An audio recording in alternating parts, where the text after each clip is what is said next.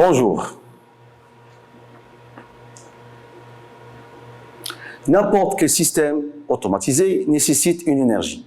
Cette énergie va subir de nombreux traitements pour être adaptée à la nature de l'action.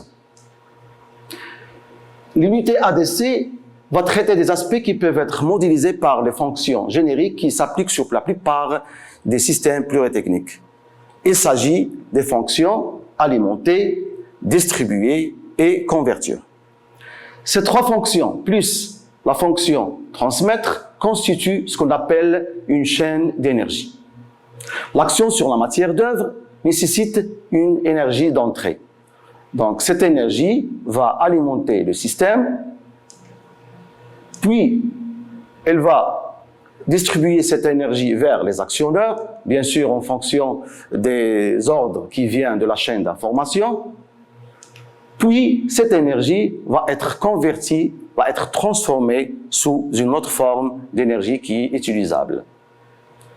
Et finalement, cette énergie va être transmise pour agir directement sur la matière d'œuvre. Pour mieux comprendre le fonctionnement de la chaîne d'énergie, on va montrer le rôle de chaque fonction. La fonction alimenter permet de transformer une source d'énergie en une énergie électrique, pneumatique ou hydraulique. Et cela avec un réseau électrique national, des piles, des batteries ou des accumulateurs. La fonction distribuer, donc il permet de transformer l'énergie électrique ou pneumatique ou hydraulique en une énergie adaptée, bien sûr, que ce soit électrique ou pneumatique ou hydraulique. Et cela à l'aide des préactionneurs comme des contacteurs, des relais, des redresseurs, variateurs, hacheurs ou des distributeurs pneumatiques.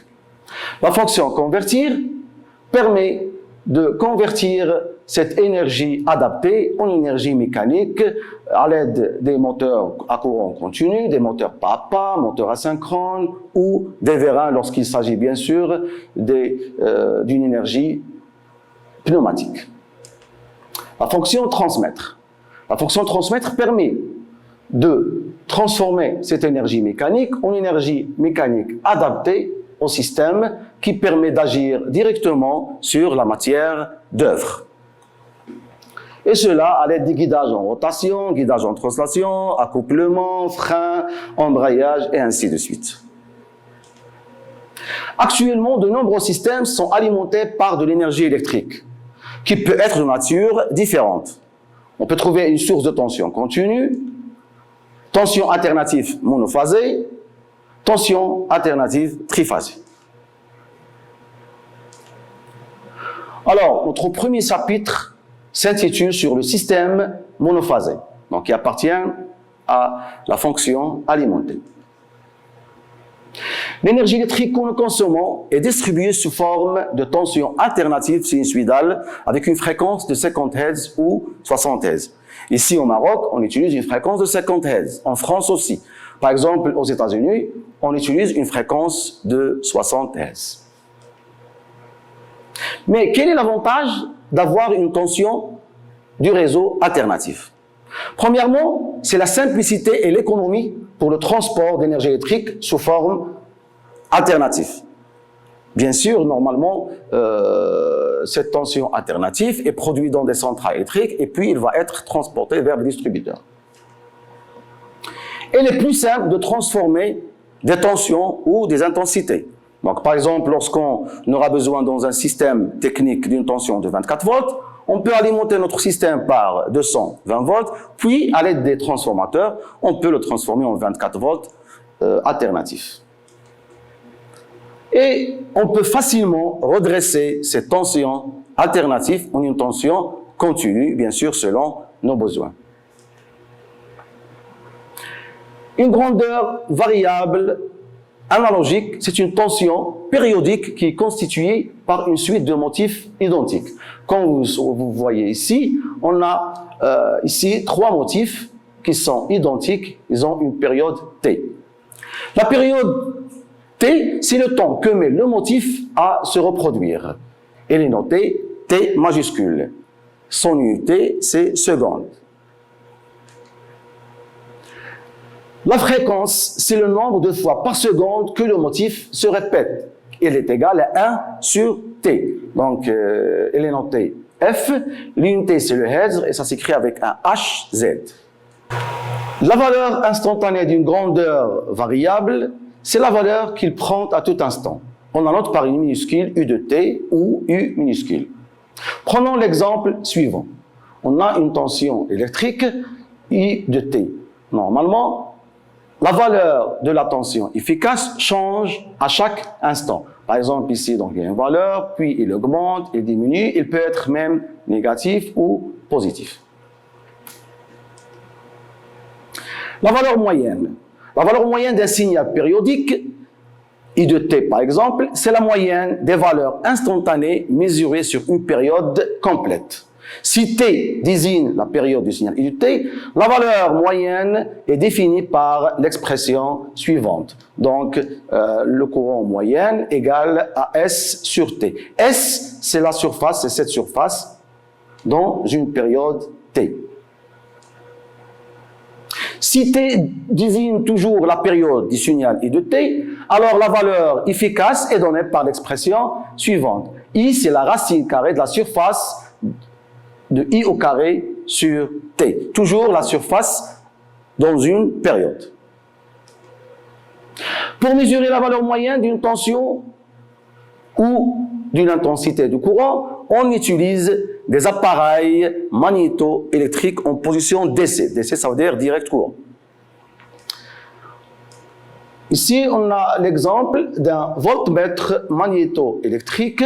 Donc, il permet de donner la valeur de la tension moyenne. Bien sûr, si on sélectionne le mode DC.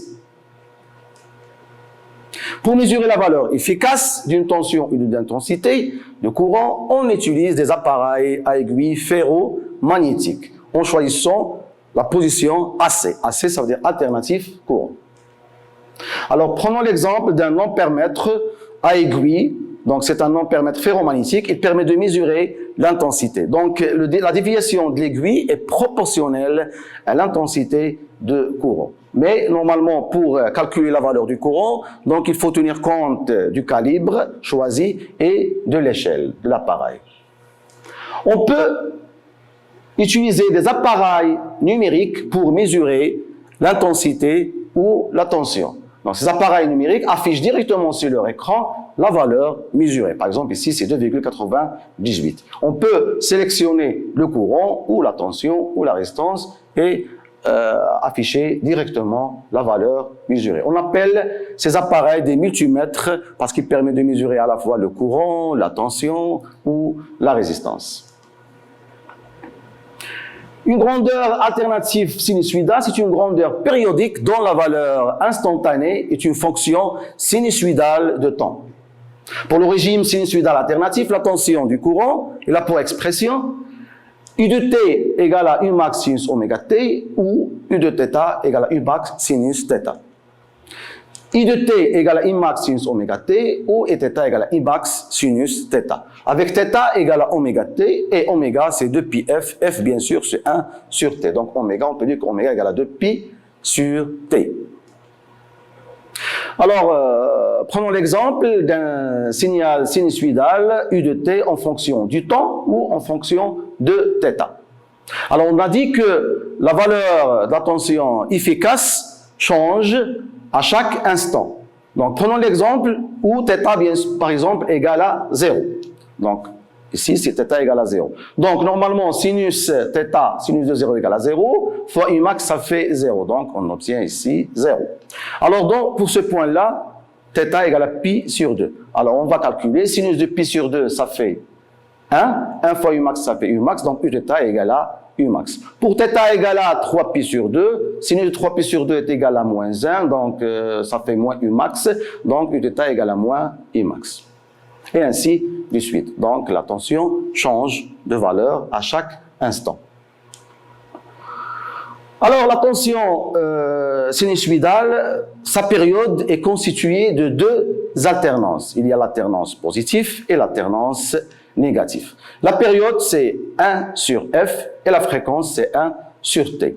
Donc la tension maximale, c'est la valeur crête. Donc là, ça c'est Umax et ça c'est moins Umax.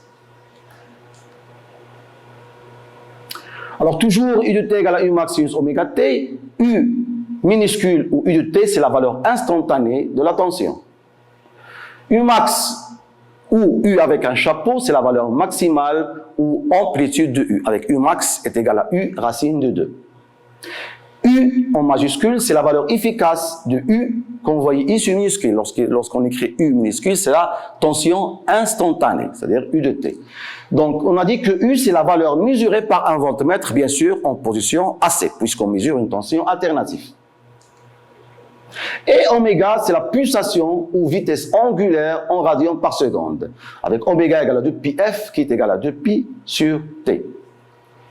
Alors là, on a un signal sinusoïdal. La période, c'est entre ces deux sommets ou bien entre ce point-là et ce point-là.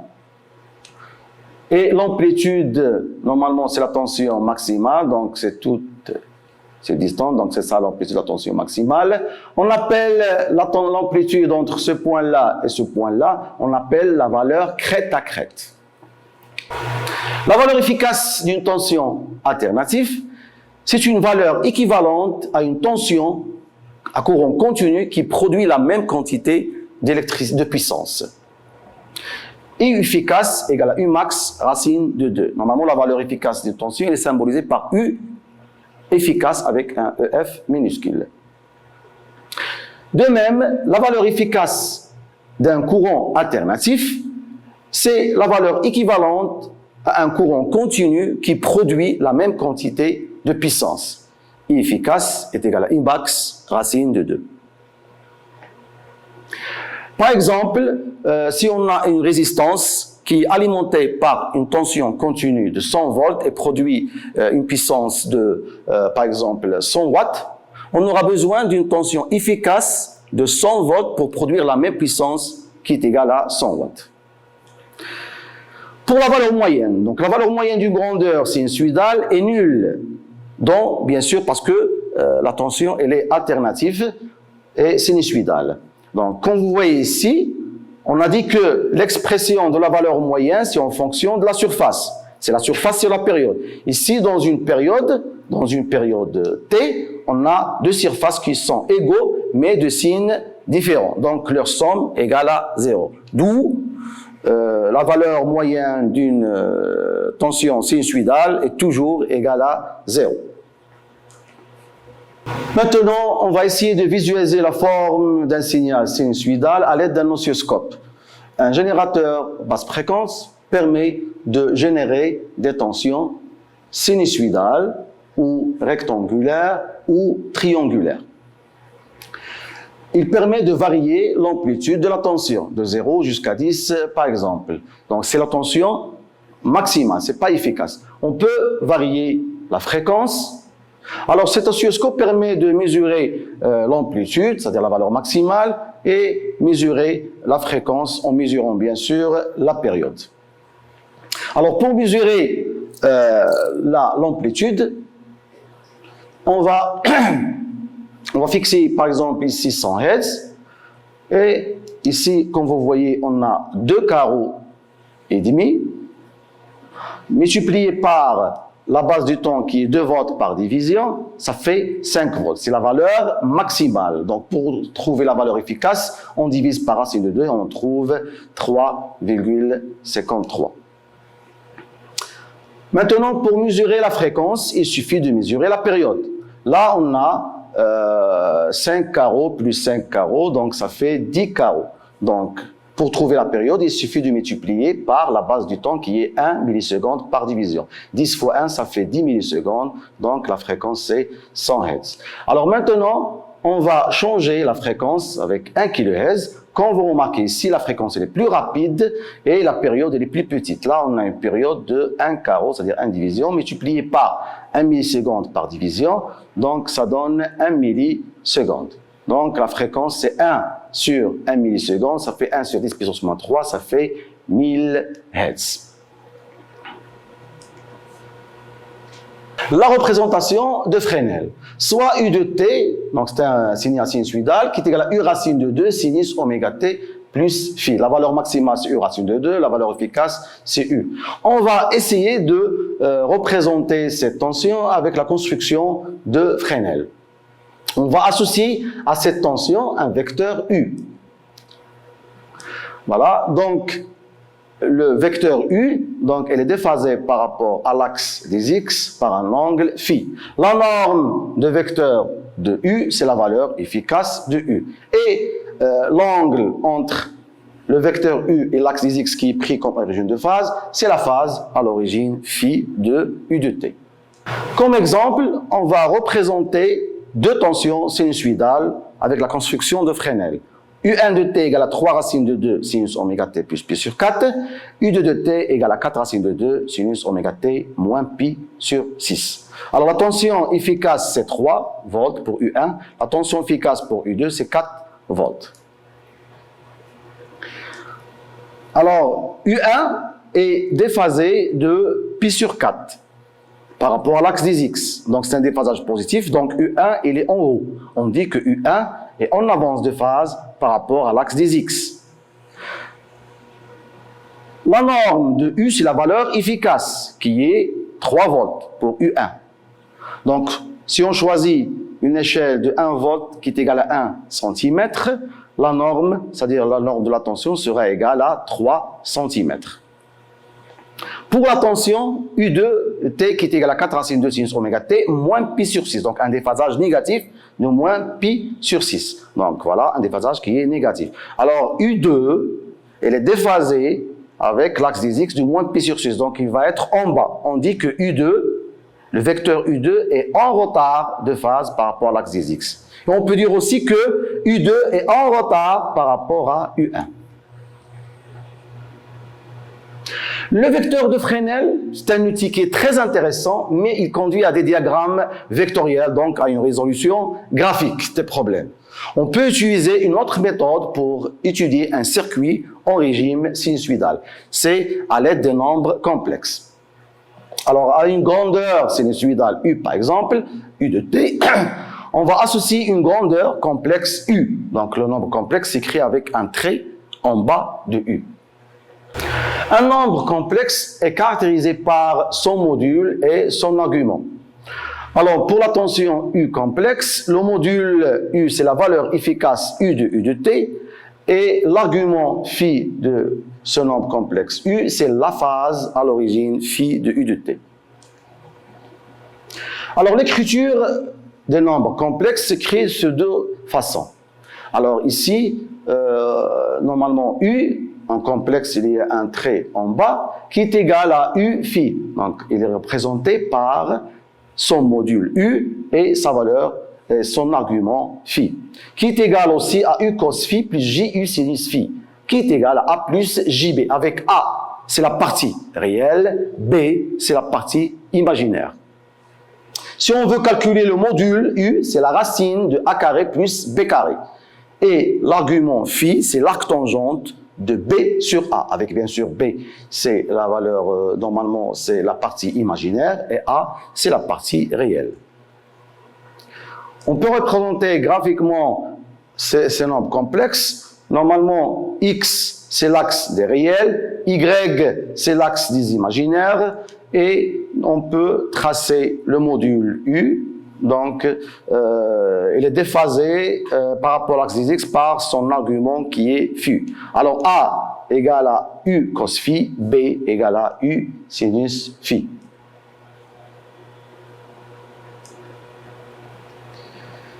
Lorsqu'on observe à l'oscilloscope deux tensions de même fréquence sur un même circuit, on constate qu'ils sont décalés. On dit qu'il existe une différence de phase ou déphasage. Soit deux tensions de même fréquence. U1 égale à U1 racine de 2 sinus oméga t plus phi 1. U2 égale à U2 racine de 2 sinus oméga t plus phi 2. Alors, comme vous voyez ici, on a la tension U2, c'est en bleu. Elle est déphasée par la tension U1 qui est en rouge.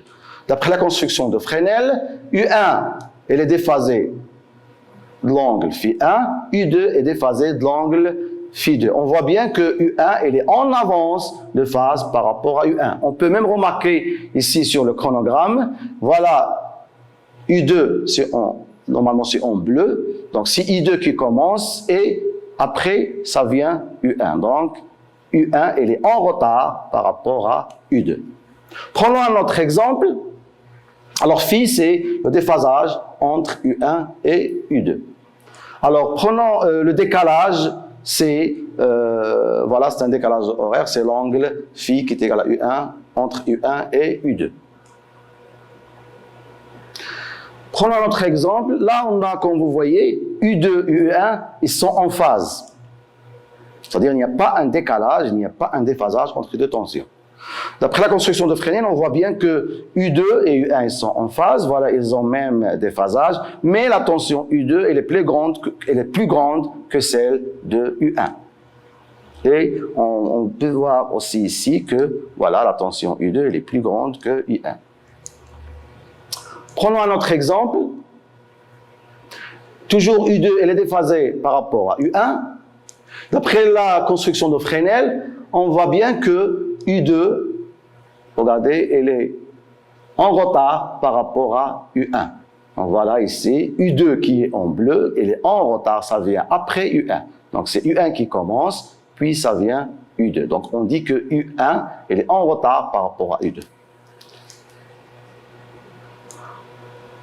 Alors le dernier exemple, on a ici, les deux tensions sont en opposition de phase. Alors d'après la construction de Fresnel, on voit bien que U2 et U1 sont en opposition de phase. Donc le déphasage entre U1 et U2, c'est pi, 180 degrés.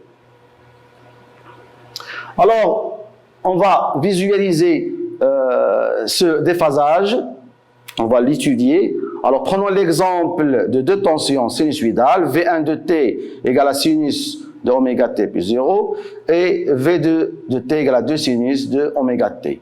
Donc on voit bien qu'ils sont en phase, même à l'aide de construction de Fresnel, voilà, V1 est en phase avec V2. On va essayer maintenant de créer un déphasage pour V2. Alors on va donner un déphasage de 46 degrés. Voilà, positif. Donc, comme vous voyez ici, donc, il y a un déphasage entre la tension V2 et la tension V1. Donc, ce décalage s'appelle un déphasage. On voit bien que d'après la construction de Fresnel, que V2, elle est en avance de phase par rapport à V1, puisque V1, sa phase à l'origine égale à 0 et V2 égale à 46 degrés. On peut aussi donner un déphasage négatif. Alors de V2, donc on va donner un déphasage négatif de 46 degrés aussi, ou bien 45 degrés. Alors voilà, comme vous voyez ici, voilà le déphasage change. Et là, voilà, ils sont déphasés. Comme vous voyez ici, d'après la construction de Fresnel, V2 est en retard de phase par rapport à V1. Ici, on voit bien que c'est V1 qui commence, puis ça vient V2. Donc, on dit que V2, il est en retard de phase par rapport à V1. Le déphasage entre V2 et V1, c'est 45 degrés. Alors, application. Donner l'écriture complexe de ces deux tensions. U1 de t égale à 2 racines de sinus oméga t plus pi sur 4 et U2 de t égale à 3 racines de 2 sinus oméga t moins pi sur 6. Deuxièmement, de même pour ces courants. I1 de t égale à 3 racines de sinus oméga t moins pi sur 2 et I de t égale à racine de 2 sinus oméga t. D'après leur forme complexe, vous allez donner l'expression de ces deux tensions. Donc U3 égale à 3 moins pi sur 4, U4 égale à 2 et moins. Donc ça veut dire le module égale à 2 et le déphasage égale à pi sur 4. Quatrièmement, vous allez représenter graphiquement ces deux tensions après avoir les transformées en valeurs instantanées, U3T et U4T. Vous allez les représenter avec la construction de Fresnel. Merci pour votre attention.